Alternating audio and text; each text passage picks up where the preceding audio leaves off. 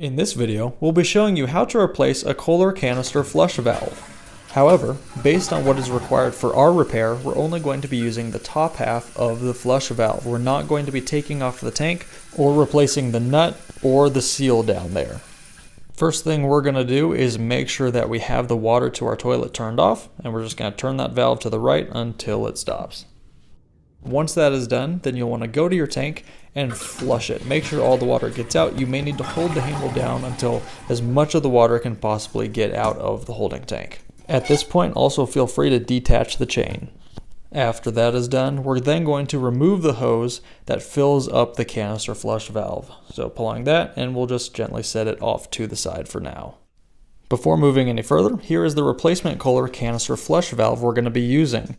The model that fits our toilet is the 1080961. If that's the same for you, I'll be leaving an affiliate link down in the description for you to pick it up on Amazon. Being an affiliate link, if you do decide to purchase it, we will get a small commission at no extra charge to you.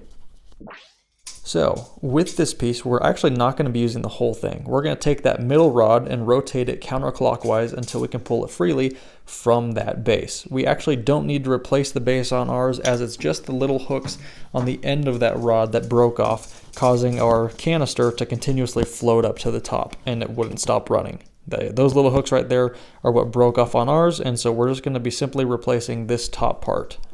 Thankfully, removing the old canister flush valve is really easy. We're just going to pull up on that canister and then rotate that middle rod counterclockwise as we did on the new one until it pulls freely. Ours, as you can see, there's a makeshift pin in there. It worked for the time being, but now that we have a new one, we'll just go ahead and pop that guy on in. Alright, we'll discard this old one, and then taking our new one, you want to make sure you have the chain close to the lever. That way when you do try and flush it, it can actually do its job. Alright, so we're going to just make sure we align these grooves with the base plate that is down there, and then we're going to do the opposite of what we did when we were kind of taking this piece apart. Make sure it's lined up, and then we'll rotate it clockwise in order to essentially lock it in place onto that base. And then once that is done, the next thing you can do is pop the chain on. One thing I forgot to mention is we didn't have to take the chain off of our old one because it had actually snapped as I was working on some things down there. With the chain now reattached, we're going to take that hose and just pop it back into place.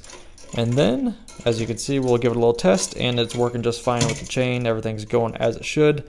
And now all we have to do is just go down, turn on the water, let the tank fill up, and then we'll test it to see if it's working.